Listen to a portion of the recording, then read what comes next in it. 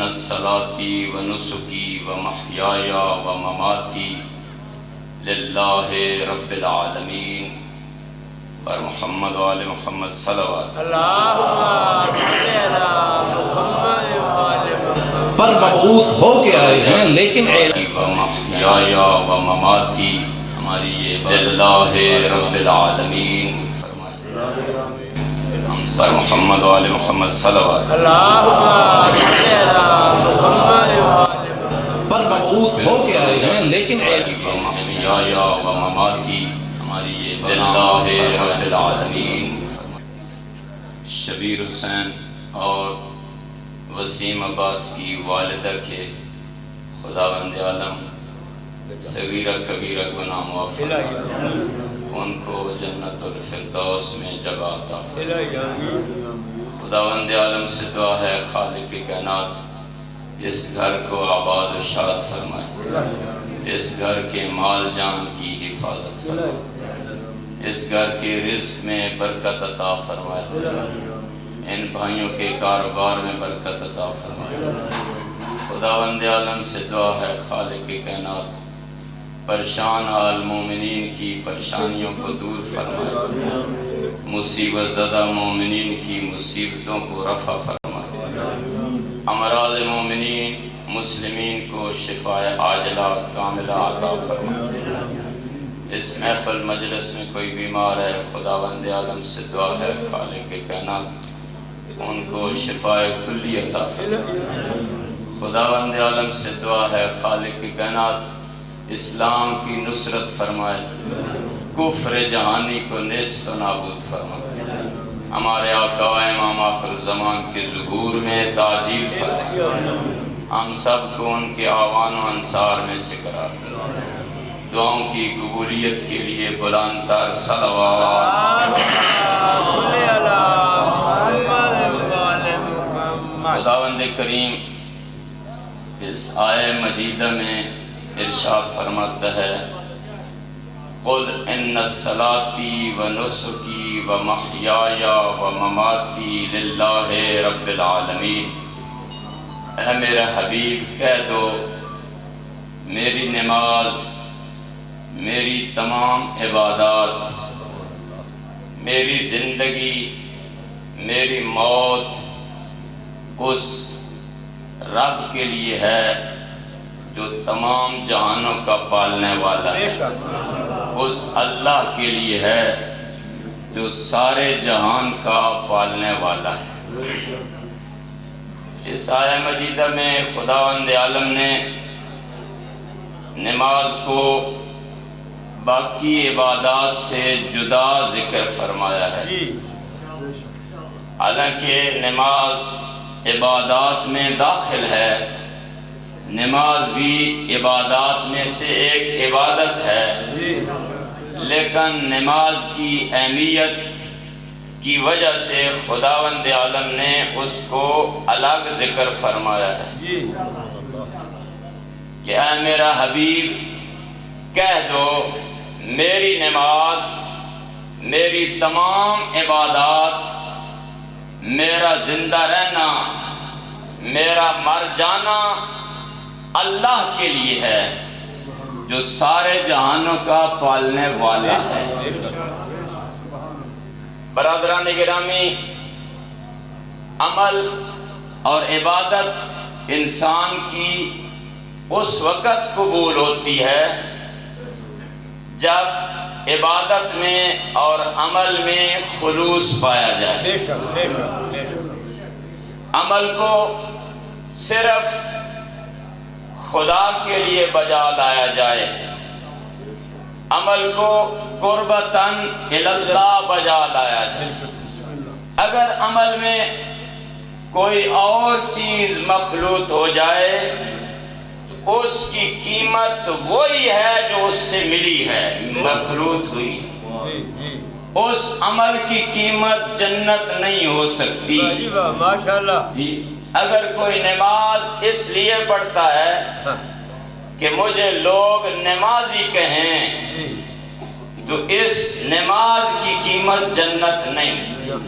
جی نماز جس کے لیے تو نے پڑھی ہے اس کی قیمت وہی ہے، جنت نہیں۔ وہ عمل قبول ہے تھوڑا ہو یا زیادہ، کیونکہ اس کی بارگاہ میں کیفیت عمل مطلوب ہے، کمیت اور مقدار مطلوب نہیں کہ عمل زیادہ ہو، اسے وہ زیادہ عمل نہیں چاہیے جس میں خلوص نہ ہو، ماشاءاللہ، اسے تھوڑا عمل چاہیے جس میں خلوص اور للہیت ہو۔ بے شک بے شک، بات نہیں سمجھ آ رہی؟ تھوڑا عمل ہو۔ اللہ اکبر،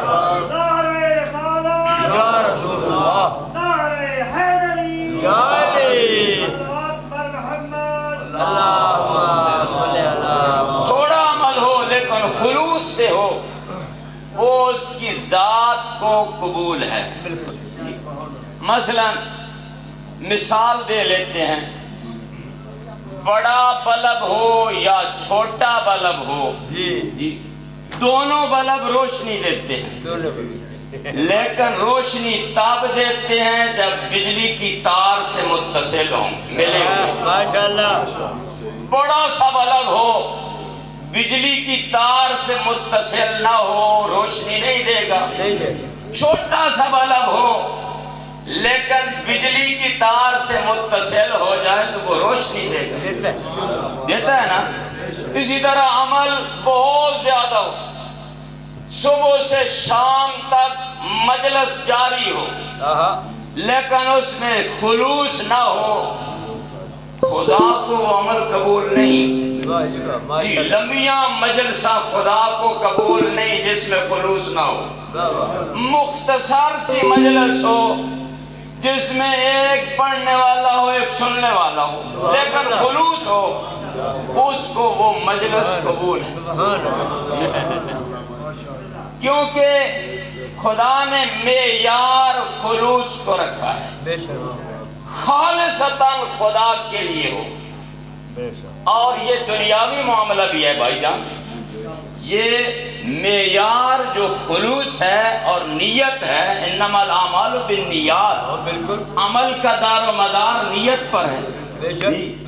یہ دنیاوی چیز بھی ہے، ایک ڈاکٹر ہے سرجیکل کرتا ہے، سرجن ڈاکٹر، وہ کیا کرتا ہے؟ چیر پاڑ کرتا ہے، چیرتا ہے پیٹ کو، کس لیے؟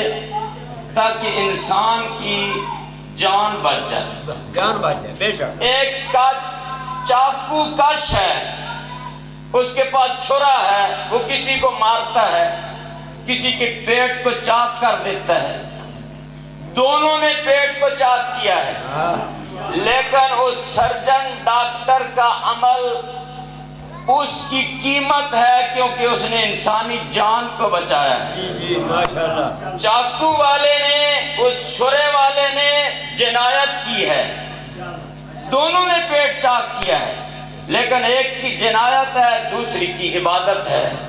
جی، اور اسی سرجن ڈاکٹر میں لے لے، ایک شخص کسی کا آپریشن کرتا ہے پیسوں کے لیے، جی، ایک آپریشن اس لیے کرتا ہے تاکہ اس کی جان بچ جائے، دونوں نے آپریشن کیا ہے، تو جس نے پیسوں کے لیے کیا ہے اس کی کوئی قیمت نہیں، جی ہے، اس نے بھی جان بچائی، تو جس نے اس کی جان بچانے کے لیے خدا کے لیے کیا ہے تو اس کا عمل قیمتی عمل ہے۔ جی، بات نہیں سمجھ آ رہی؟ بس عمل میں خلوص شرط، اور بھائی جان یہ شیطان لعین اس کے عمل میں نفوذ کے جو سوراخ ہیں بڑے چھوٹے چھوٹے سوراخوں سے وارد ہوتے۔ ایک شخص کیونکہ عمل سے پہلے بھی خلوص چاہیے، عمل کے دوران بھی خلوص چاہیے، عمل کے بعد بھی خلوص چاہیے۔ بعض لوگ عمل سے پہلے ہی عمل کو خراب کر دیتے ہیں، بعض لوگ عمل سے پہلے بڑے خلوص سے عمل کو کرنے کی ان کا ارادہ اور قصد ہوتا ہے، لیکن عمل کے دوران عمل کو ضائع کر دیتے ہیں۔ بعض لوگ ایسے ہوتے ہیں کہ جو عمل کر کے عمل کو ضائع کر دیتے عمل کے بعد، تو یہ شیطان کے بہکاوے میں آ جاتے. شیطان ہمہ وقت انسان کے ساتھ چھوٹے چھوٹے سوراخوں سے وہ نفوذ کرتا ہے. ایک شخص مثال بیان کر رہے تھے، اگرچہ کسی کی مثال ہے میں بیان کرتا ہوں. وہ کہتے ہیں کہ سخت گرمیوں کا موسم تھا، ایک ہمارا ہمسایہ برف لے کر آیا. جب برف کو برتن میں رکھا، پانی میں ڈالا تاکہ پانی ٹھنڈا ہو جائے، پانی کو چکھا تو کڑوا پانی تھا. دوسروں سے پوچھا جو ہمسائے کے باقی افراد تھے جنہوں نے اسی کارخانے سے برف لی تھی، ان کی برف بھی کڑوی تھی، ان کا پانی کڑوا تھا. تحقیق کی گئی، کارخانے والوں نے جب تحقیق کی کہ پانی بلاکوں کا جو برف بنتی ہے، جن بلاکوں میں پانی ڈال کر برف کے کارخانے میں رکھا جاتا ہے، یہ پانی کڑوا کیوں ہو جاتا ہے؟ تحقیق کے بعد معلوم ہوا کہ جو پانی کا ذخیرہ ہے، بڑی ٹینکی ہے، اس میں چھوٹا سا سوراخ ہے اور ایک کڑوا مادہ ٹینکی میں آ رہا ہے اس چھوٹے سے سوراخ سے، اور سارا پانی کڑوا ہو گیا ہے، اس سے برف بھی کڑوی ہو. تو یہی مثال ہے کہ انسان کا عمل سارا خلوص کے لیے ہو، خدا کے لیے ہو، قربتاً اللہ. تھوڑی سی ریا آ جائے، غیر خدا اس میں مخلوط ہو جائے، سارا عمل برباد ہو جائے، ختم ہو جاتا ہے. کیونکہ تھوڑا سا، یہ مسائل نماز میں سے ایک مسئلہ ہے کہ ساری نماز اگر خدا کے لیے پڑھی جائے، صرف دعائے قنوت جو مستحب عمل ہے، اس میں تھوڑی سی ریا آ جائے کہ لوگ کہیں کہ پتہ نہیں یہ کتنی اچھی نماز پڑھ رہا ہے، اتنا قنوت دعا اتنی اچھی مانگ رہا ہے، اتنا ذہن میں آ جائے، ساری نماز اس کی باطل ہو جاتی. قنوت مستحب ہے، مستحب عمل میں ریا آ جائے تو نماز ساری کیا ہے؟ باطل. ایک شخص، اس کو 30 سال تک مسجد آنا جانا اس کا تھا، 30 سال بلا ناغہ ہر نماز کے لیے وہ سب سے پہلے مسجد آتا اور سب سے آخر سے مسجد سے جاتا. جی یہ اس کی 30 سال کی عادت تھی. سب سے پہلے مسجد میں پہلی صف میں نماز پڑھتا. جی 30 سال اسی طرح پڑھتا رہا. انسان متدین نمازی تھا، مسجدی تھا. جی ایک دن کسی کام کی وجہ سے اسے دیر ہو گئی، لیٹ مسجد میں داخل ہوا، دیکھا کہ پہلی صف مکمل ہو چکی، اس میں جگہ موجود نہیں، دوسری صف میں نہیں، تیسری آخری صف میں اسے جگہ ملی. خیال کرتا ہے کہ میں تو پہلی صف میں نماز پڑھتا تھا، 30 سال ہو گئے، اب میں آخری صف میں کیسے نماز پڑھوں؟ شرمندگی چہرے پر آ گئی، آثار شرمندگی اس کے نمودار ہوئے. پھر سوچتا ہے، کہتا ہے کہ عمل کی قیمت خلوص ہے، جس کی وجہ سے عمل بنتا ہے. خلوص اگر ہو تو پہلی صف یا آخری صف میں فرق نہیں ہونا چاہیے. تو یہ کیا کر بیٹھا؟ یہ جو تیرے ذہن میں خیال آیا، معلوم ہوا 30 سال نمازیں تو پہلی صف کے لیے پڑھتا رہا، خدا کے لیے تو نہیں پڑھتا رہا. تو اس لیے پڑھتا رہا کہ پہلی صف میں مجھے جگہ ملتی ہے. تو خداوند عالم نے اس کے دل کو منور کیا اس سوچ کی وجہ سے، فکر کی وجہ سے. اور اسی وجہ سے 1 گھنٹہ فکر کرنا 70 سال کی عبادت سے افضل ہے. جی تو یہ غور کرتا ہے، فکر کرتا ہے، اپنی اصلاح کرتا ہے، کہتا ہے یہ نمازیں 30 سال کی باطل پڑی ہیں، 30 سال کی نمازوں کی قضا کرتا ہے۔ تو بھائی شیطان معمولی چیزیں انسان کے ذہن میں ڈالتا ہے اور عمل کو برباد کر دیتا ہے۔ جی خلوص چاہیے، عمل میں للہیت چاہیے۔ صادق آل محمد ارشاد فرماتے ہیں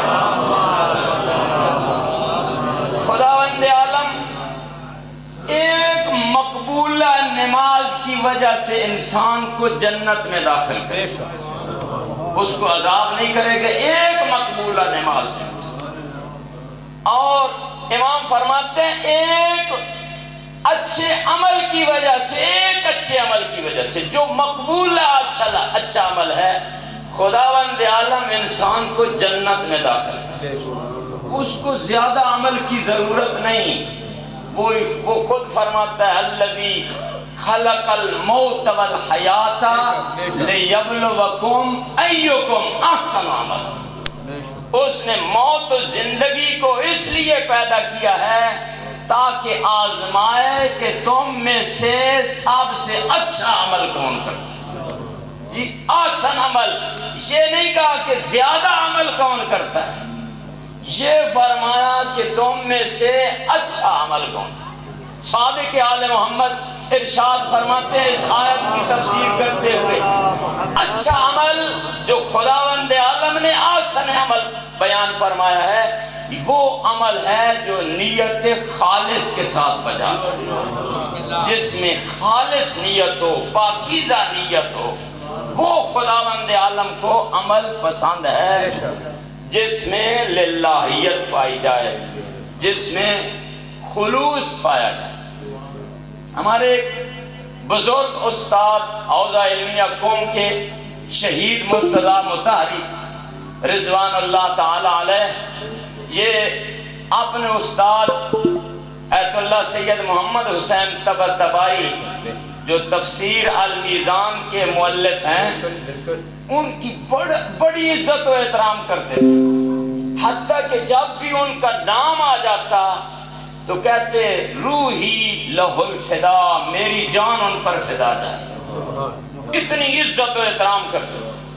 کسی شاگرد نے پوچھا کہ آپ محمد حسین طباطبائی آل اللہ مقامہ کا اتنا احترام کرتے ہیں، اتنی عزت کرتے ہیں، کس لیے؟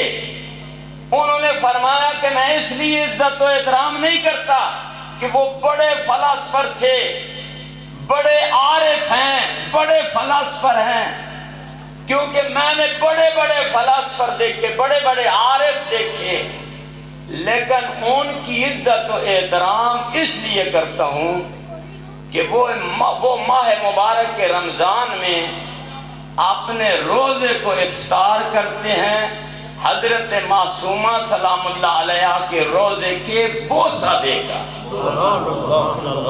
یعنی ہر روز ماہ رمضان میں گھر سے پیدل چلتے ہیں اور بی بی کے حرم میں آتے ہیں، پہلے بی بی کی زری کا بوسہ دیتے ہیں، پھر جا کر گھر روزہ افطار کرتے۔ یہ ان کا معمول تھا کہ ہر روز پیدل آنا اور بی بی کے حرم کا بوسہ دینا۔ میں ان کا احترام اس لیے کرتا ہوں۔ تو بھائی جان خلوص چاہیے۔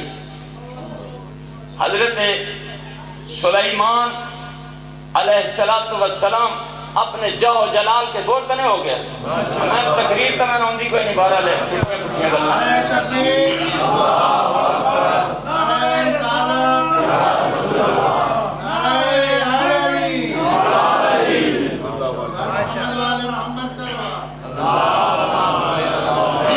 حضرت سلیمان نبی اپنے جاہ جلال کے ساتھ، بڑی سلطنت تھی، اپنے لشکر کے ساتھ ہوا میں پرواز کر رہے ہیں، اوپر پرندوں نے پروں سے سایہ کیا، پورا لشکر اپنے جاہ جلال کے ساتھ جا رہا ہے۔ ایک عابد کے پاس سے گزرے، اس عابد نے تعجب کیا، اے نبی اللہ آپ کی بڑی سلطنت ہے، بڑی عظیم سلطنت خدا نے تجھے عطا فرمائی. حضرت سلیمان ارشاد فرماتے ہیں مومن کی خلوص کے ساتھ ایک تسبیح میری اس بڑی حکومت سے افضل ہے. مومن کی خلوص، توجہ کرنا، مومن کی خلوص کے ساتھ تسبیح پڑھنا میری اس ساری سلطنت سے افضل ہے. اس کی وجہ یہ ہے کہ تسبیح باقی رہ جائے گی، یہ سلطنت زائل ہو جائے گی. لیکن شرط ہے خلوص کے ساتھ انسان پڑھے. اگلے دن آپ کو میں نے سنوایا ہے واقعہ کہ ہمارے ایک بہت بڑے عالم جو ہمارے دادا استاد ہیں سید محمد باقر، جن کو ہندی بھی کہتے، بعض کہتے ہندی، اور محمد باقر تھے، یعنی چکڑالوی مشہور تھے اس علاقے میں. ان کا ایک شاگرد تھا حسن طائب جی، وہ ان کے پاس آیا اور پوچھتے ہیں کہ تم مجلس سے پڑھتے رہتے ہو؟ انہوں نے عرض کی جی میں مجلس سے پڑھتا ہوں. خلوص سے پڑھتے ہو؟ جی خلوص سے پڑھتا ہوں. کیسے؟ وہ عرض کرتے ہیں میں گھر سے کھاتا ہوں، اپنا کھانا کھا کے گھر سے جاتا ہوں، علاقے میں مجلس پڑھتا ہوں، اپنی گھوڑے پر سواری پر سوار ہو کر جاتا ہوں، مجلس پڑھ کے واپس آ جاتا ہوں، کوئی فیس کا مطالبہ نہیں. انہوں نے فرمایا ماشاءاللہ، لیکن مجھے یہ بتا کیا جس وقت لوگ رو پڑیں تیری مجلس سن کر خوشی تجھے ہوتی ہے؟ وہ کہتے ہیں ہاں خوشی تو ہوتی ہے. محمد باقر ہندی صاحب فرماتے ہیں پھر خلوص نہ ہوئی، قربت نہ ہوئی. قربت یہ ہے کہ تو پڑھ جی، کوئی روئے یا نہ روئے، کوئی داد دے یا نہ دے جی، تو خدا کے لیے پڑھ جی. آج تو معاملہ برعکس ہو چکا ہے جی، پڑھنے والے کے پاس اتنا وقت نہیں جی. پہلے آتے تھے، ہمیں یاد ہے چھوٹے چھوٹے ہوتے تھے، وہ جو پڑھنے والے آتے تھے رات وہیں رہتے تھے، خوبصورت باتیں، نجی محفل ہوتی تھی، بزرگ لطف اندوز ہوتے تھے ہیں جی، تو ساری رات ان کی باتیں چلتی رہتی تھی، لوگ گریہ بھی کرتے رہتے تھے، لوگ معزوز بھی ہوتے تھے جی. صبح مجلس پڑھتے تھے اور کوئی نظر نیاز دے یا نہ دے وہ چلے جاتے تھے جی. آج پڑھنے والے انتظار ہو رہا ہے جی، ایک جگہ پر انہوں نے پڑھ کر آنا، دوسری جگہ پر پڑھنا ہے، تیسری جگہ جا کر پڑھنا ہے جی. ان کے پاس ٹائم نہیں، سننے والے بیچارے جی. توجہ ہے یہ کوئی؟ بہرحال، اور میں ایک دن پہلے بھی کہا ہے، ہم بڑی نمازیں بھی پڑھتے ہیں، روزے بھی رکھتے ہیں، عزاداری کرواتے ہیں، سنتے ہیں جی، لیکن ہم میں کوئی تبدیلی نظر نہیں آ رہی. کوئی تبدیلی ہوتی ہے، واہ واہ تو ہم کرتے ہیں، ماشاءاللہ واہ واہ واہ واہ، مولوی صاحب کو، ذاکر صاحب کو بڑی داد ملتی ہے، لیکن تبدیلی نہیں ہے. ہم وہی کے وہی ہیں، کوئی ہم میں تبدیلی نظر نہیں آ رہی. ان الصلاۃ تنہی عن الفحشاء والمنکر، نماز برائیوں سے روکتی ہے، واعظ و نصیحت سے دل زندہ ہوتے ہیں، تو ہم پر کیوں نہیں اثر ہو رہا؟ تو بھائی جان کیونکہ ہم میں خلوص نہیں، نہ پڑھنے والے میں خلوص ہے نہ سننے والے میں خلوص. اگر کوئی گھر سے اس نیت سے چلے کہ بھائی تجرا کے گھر جائیں گے، مجلس سنیں گے، لنگر بھی لیں گے جی، نیت ہونا ساتھ لنگر بھی لیں گے، وہ مجلس قبول نہیں، وہ لنگر ہی ہے. سارے اسی لانگری بن گئے. بالکل ہاں جی، لنگر کیتا سونا پہلو. میں نے کئی جگہ پر دیکھا ماشاءاللہ آ رہے ہیں عزادار، آتے ہی پوچھتے ہیں لنگر کہاں ہے. خدا کا خوف کرو یار، تھوڑا سا اس عبادت کو عبادت رہنے دو، لنگری نہ بناؤ جی. اچھی بات ہے، لنگر دینا چاہیے، لیکن ہم لانگری نہ بن جائیں کہ ہمارا مقصد ہی صرف کھانا پینا ہو اور جھٹ داد دیتی حلال کیتی چل بھائی گھر نہیں، اس کا کوئی فائدہ نہیں۔ تو بھائی جان عمل اس کا قبول ہے جس میں للہیت پائی جائے، جس میں خلوص پایا جائے، جس کو صرف خدا کے لیے بجا لایا جائے، وہ عمل مقبول ہے جس میں للہیت ہو، جس میں خلوص ہو۔ اور عمل کے خلوص کے جانچنے کی کچھ علامات معصومین علیہ السلام نے بیان فرمائی ہیں۔ اپنے عمل کو جانو کہ خالص ہے یا نہیں، دوسروں کے اعمال کا امتحان کرو۔ پہلی علامت یہ ہے حب فی اللہ بغض فی اللہ، ہماری محبت بھی خدا کے لیے ہونی چاہیے، ہمارا کسی سے بغض اور کینہ بھی خدا کے لیے۔ کسی کو ہم پسند کریں، اس سے محبت کریں تو خدا کے لیے کریں جی، اور کسی سے بغض رکھیں، ذاتی بغض نہ ہو جی، خدا کے لیے بغض جی۔ حضرت امیر المومنین علی ابن ابی طالب علیہ السلام کے آپ نے جنگ خندق کا واقعہ سنا ہوا ہے، دہرانا نہیں چاہتا، ایک اشارہ کرنا چاہتا۔ حضرت امیر علیہ السلام نے عمر ابن عبدود کو زمین پر گرایا، سینے پر بیٹھ گئے لیکن چھوڑ دیا۔ اصحاب نے عرض کی، کیونکہ اصحاب بیچارے ڈرے ہوئے ہیں، عمر ابن عبدود کوئی بڑا ڈاڈا جائے بندہ، ایک بڑا سارا قادہ، وہ آدھا یا رسول اللہ اے ایک بندہ 1000 بندے اگلو مقابلے چان، اس حقلیا 1000 بندے شکست دیتی، ساڑھی مجال توبہ اس کے مقابلے چان۔ حضرت نے گرا دیا، بڑے خوش ہوئے کہ حضرت نے گرا دیا، ساڑھی جان چھٹ گئی۔ پھر حضرت نے جب چھوڑا تو ہم سارے پریشان ہو گئے، یا رسول اللہ علی نے چھوڑا کیوں؟ اس کو قتل کر دیتے، سر کان سے جدا کر دیتے، چھوڑا کیوں؟ پیغمبر اسلام خاموش ہیں کہ علی خود بتائیں گے۔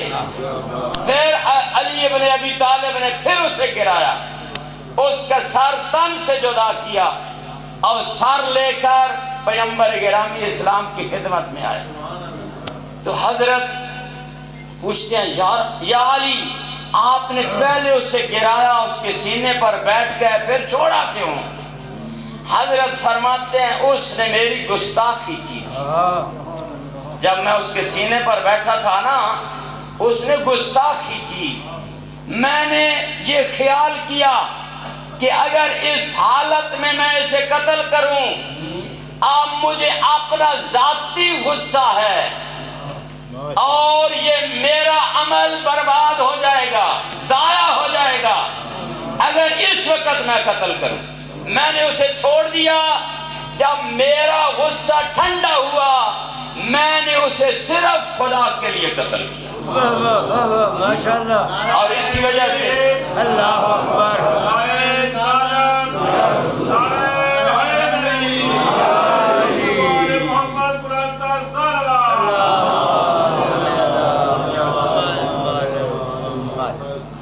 میرا ذاتی غصہ تھا کیونکہ اس نے میری گستاخی کی، اسے چھوڑ دیا۔ جب میرا غصہ ٹھنڈا ہوا پھر میں نے اسے خدا کے لیے قتل کیا۔ اور اسی وجہ سے پیغمبر گرامی اسلام نے ارشاد فرمایا ضربت علی یوم الخندق افضل من عبادت الثقلین۔ علی کی ایک ضربت علی کی ایک ضربت ثقلین کی عبادت سے افضل۔ جن و انس کی قیامت تک عبادت ایک طرف، علی کی ایک ضربت ایک طرف، کیونکہ وہ خلوص سے تھی۔ خلوص مہم ہے۔ دوسری علامت یہ ہے کہ معصوم فرماتے ہیں جو عمل تو بجا لائے اس میں تیری توقع غیر خدا سے نہ ہو، تیری توقع صرف خدا سے جی، تو خدا سے جو کچھ چاہے خدا سے چاہے۔ اور تیسری علامت یہ ہے کہ جو عمل تو بجا لائے کسی اور کی مدح اور مذمت سے تو نہ گھبرائے نہ اس کی توقع رکھے کہ اس عمل میں میری کوئی مدح کرے گا یا میری کوئی سرزنش کرے گا. جی معصوم فرماتے ہیں تو خدا کے لیے عمل بجا لا، اگر پوری کائنات بھی مخالف ہو جائے تو اپنے اس عمل پر باقی رہے. تو بھائی جان عمل کو ہمیں خدا کے لیے بجا لانا چاہیے. وہ عمل مقبول ہے جس میں قربتاً اللہ شامل ہو. اور نواسہ پیغمبر نے اتنی بڑی قربانی اپنے جاہ و جلال کے لیے نہیں دی، نام و نمود کے لیے نہیں دی، تاکہ ان کا نام باقی رہے، اس وجہ سے نہیں دی. اور بھائی جان جو انہوں نے قربانی دی وہ قربانی کسی دنیاوی غرض کے لیے ہو سکتی ہے نہیں. کوئی بھی اپنی بہنوں بیٹیوں کے بدلے کسی دنیاوی غرض کے لیے قربان نہیں کرتا.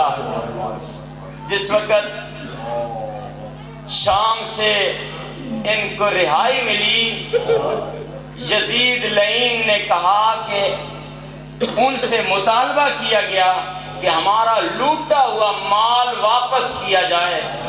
تو یزید نے کہا کہ وہ تو نہیں ہو سکتا، میں اپنے مال سے دیتا ہوں.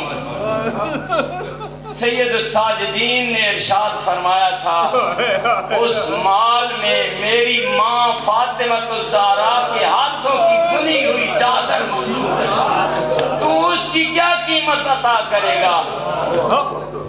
نواسہ پیغمبر نے صرف خدا کے لیے اتنی بڑی قربانی دی، اور اسی وجہ سے ارشاد فرماتے ہیں الہی ترکت الخلق درا فی ہواکا، اے میرے اللہ میں نے ساری مخلوق کو تیری محبت کے لیے چھوڑ دیا، تیرے رحمت کے دیدار کے لیے میں نے چھوٹے چھوٹے بچوں کو قربان کر دیا. اور اسی مقصد کے لیے عظیم مقصد تھا نواسہ پیغمبر کا، اسی مقصد کے لیے زہرا کی بیٹیوں کو بھی ساتھ لیا تھا مدینے سے جب چلے تھے. وگرنہ اس خاندان کے لیے یہ ساراؤں کا سفر مانوس ہی نہیں تھی. زہرا کی بیٹیاں انہوں نے ساراؤں اور جنگلوں کے سفر کا تصور تک نہیں کیا تھا، جن کے سروں کو چشم فلک نے نہیں دیکھا تھا. بنی امیہ نے سمجھا تھا کہ چند مستورے ہیں، ان کو درباروں میں لے جائیں گے، ان کو بازاروں میں لے جائیں گے، اس خاندان کی توہین ہوگی. نہیں، توہین نہیں ہوئی، اس خاندان کی عظمت میں اضافہ.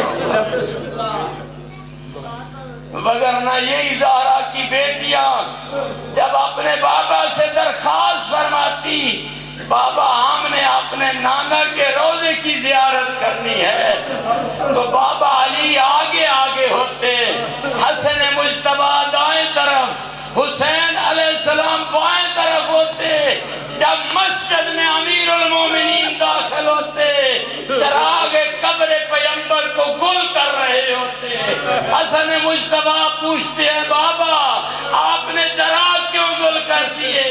مولا فرماتے ہیں کہیں کسی نامحرم کی نگاہ میری بیٹیوں کے قدموں پر نہ پڑ جائے. وآخر دعوانا الحمدللہ رب العالمین وسيعلم الذين يمنون.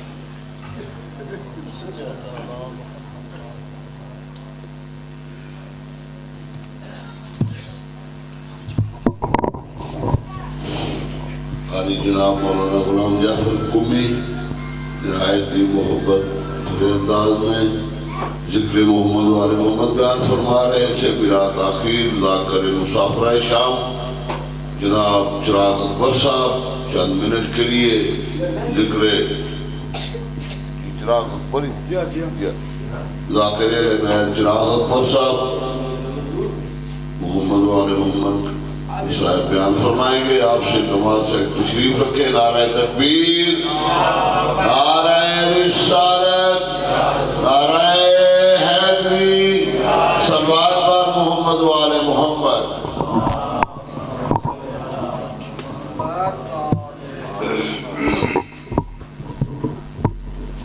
التماس دعا. بسم اللہ الرحمن الرحیم. یا نعبد و ایاک نستعین اهدنا الصراط المستقیم. کل هو لا تنسى.